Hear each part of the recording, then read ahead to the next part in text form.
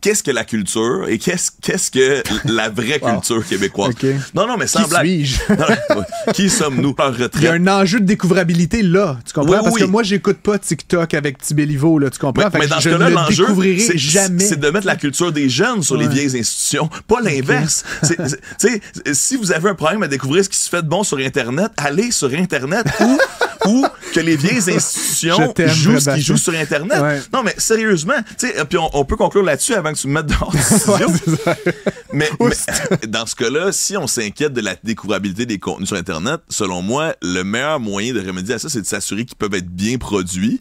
Puis donc, pour le faire, on devrait s'intéresser plus au financement, à l'organisation, à l'accompagnement des créateurs numériques, à leur permettre, comme d'autres industries, là, d'être un vecteur pour l'économie québécoise au complet et pour notre patrimoine et notre culture.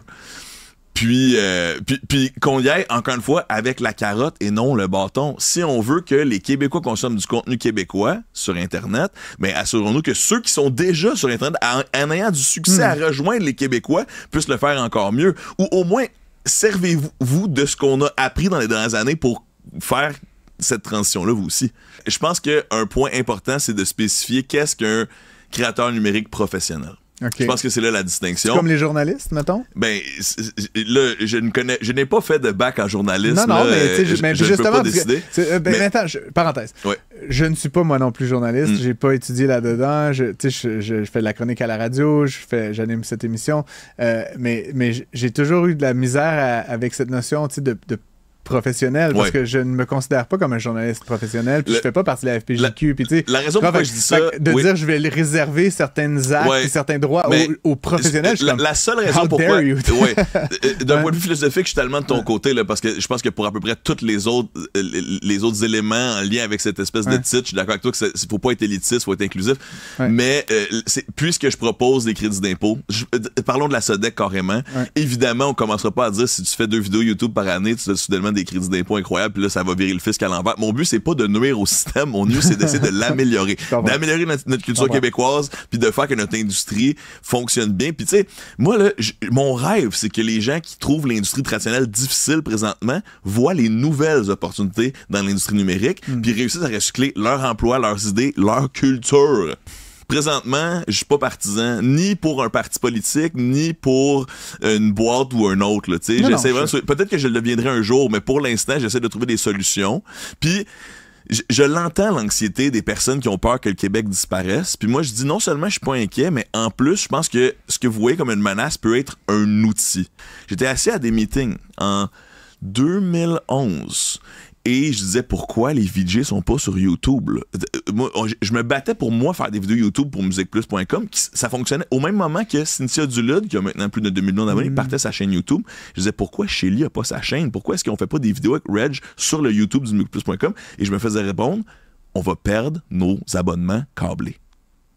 Mais qu'est-ce qui est arrivé? Vous avez quand même perdu vos abonnements câblés. Puis Shelly était pas sur YouTube. Et on peut pas trouver ce qu'on est là nulle part. C'est mort d'ailleurs, hein? Exact. Y a-tu des bobines à quelque part dans un sous-sol humide où est-ce qu'on pourrait retrouver ça? Oui, je t'en parlerai hors d'onde avec plaisir, mais moi, je crois encore à un projet où cette marque pourrait exister. Je pense qu'encore une fois, avec une vision numérique, une vision de passage à l'échelle graduelle, une vision agile, c'est pas impossible que cette marque pourrait être rentable.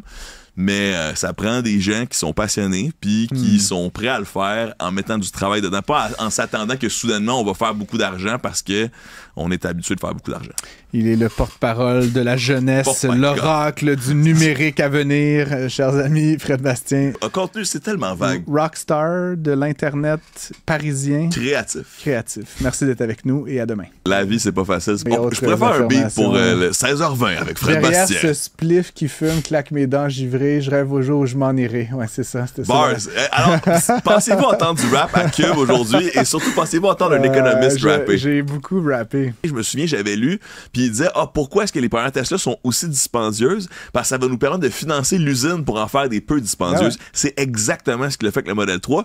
Et la raison pourquoi je dis ça aujourd'hui, c'est parce que si on est en amour avec Elon Musk et qu'on l'élève en messie, ben là, c'est sûr qu'on va être déçu parce que c'est juste un humain qui a des gros défauts comme tout le monde. Oui, mais l'inverse est aussi vrai. Si on se lève dans la nuit pour haïr Elon Musk, on se dit ce gars-là, il conspire avec les gars. Mais on est en train de passer à côté des beaux aspects qui peuvent amener à l'humanité. Puis c'est là où la gauche et la droite sont à leur mieux quand on collabore. C'est deux organes d'un système politique en santé.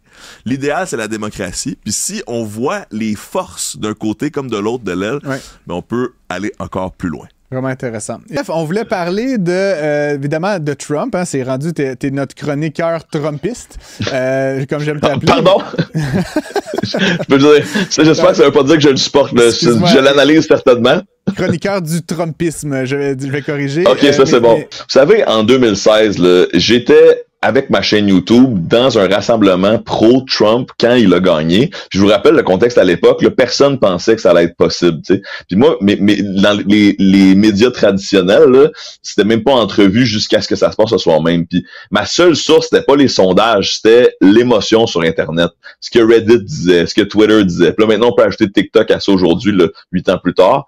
Puis moi, je le dis aujourd'hui, si la tendance se maintient, puis qu'il n'y a pas de coup d'éclat. Si l'Internet a encore raison, ben c'est réglé pour Harris et Watts en novembre prochain. En tant que YouTuber qui a eu du succès tout seul, c'est-à-dire comme, oui, j'ai été supporté par des gens autour de moi, l'industrie privée au Québec. Mais aucune institution a été derrière le succès extraordinaire de Fred Bastien. Merci, extraordinaire est un grand mot, mais on n'est pas en télévision. Moi, si je veux engager un caméraman demain, ça me coûte de ma poche 40% plus cher que les producteurs télé reconnus, j'ai fait en nommer, je le ferai pas, qui pour le même service, pour la même personne, parce qu'eux ont des crédits d'impôt auxquels moi je n'ai pas accès. C'est la TV, puis toi, t'es pas la TV. Exact. Ça? Pourtant, moi, je fais mais de la culture. Deux, je les regarde dans mon téléphone. Maintenant, oui. Exact. Donc, c'est ça qui m'intéressait. Dans le temps de Mélanie Joly, j'avais l'espoir qu'on allait comprendre que il fallait revoir la manière dont on régulait l'Internet, mais j'avais espoir que ça soit fait par des gens qui comprennent l'Internet et qui utilisent l'Internet. Oui, mais tu sais, il y a des certifications, mettons, ce produit est certifié bio. Ouais. J'achète une pomme, puis bon, il y a un autocollant, c'est une pomme bio. Est-ce qu'on va devoir avoir, mettons, je sais pas, une certification, ceci est une vraie image? C'est niaiseux. Mais c'est super intéressant, puis non, on y a vraiment pensé, même dans des cas aussi, tu sais, je pense que les premiers métiers qui sont vraiment, vraiment en danger de l'intelligence artificielle, peut-être que je suis biaisé aussi, mais c'est certains métiers artistiques, comme par exemple les comédiens, les voix. Ben oui. Moi, personnellement, puis en plus, je m'implique là-dedans. Là, je suis sur le conseil d'administration de l'UDA, entre autres, puis on s'inquiète beaucoup pour nos membres qui sont dans ces secteurs qui sont facilement remplaçables maintenant par l'intelligence artificielle. Puis, tu sais, présentement, comme je t'ai dit hier, l'IA ne lève pas là, les meilleurs. L'IA lève le plancher. Donc, si t'es parmi nos meilleures voix du Québec, puis tu sais comment mettre de l'émotion à la bonne place, puis tu sais comment doubler, puis tu as beaucoup d'expérience. C'est pas nécessairement toi qui es en danger initialement, mais c'est peut-être les prochains, les nouveaux, ceux qui n'auront pas la chance de commencer à le faire parce que maintenant une machine peut le faire facilement. C'est qu'il y en a qui pensent que, ce n'est pas mon cas, mais il y en a qui pensent que l'intelligence artificielle va tellement remplacer tous les jobs que là, on va se ramasser avec des humains qui n'auront plus de raison d'être.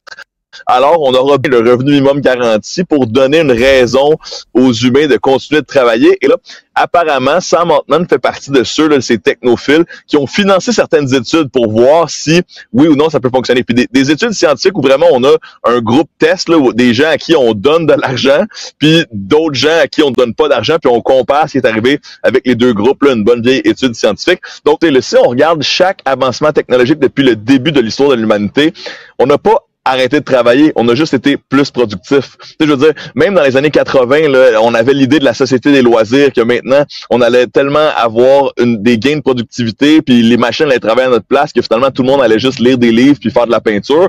Mais c'est pas du tout ça qui est arrivé. On s'est juste mis à travailler plus et mieux.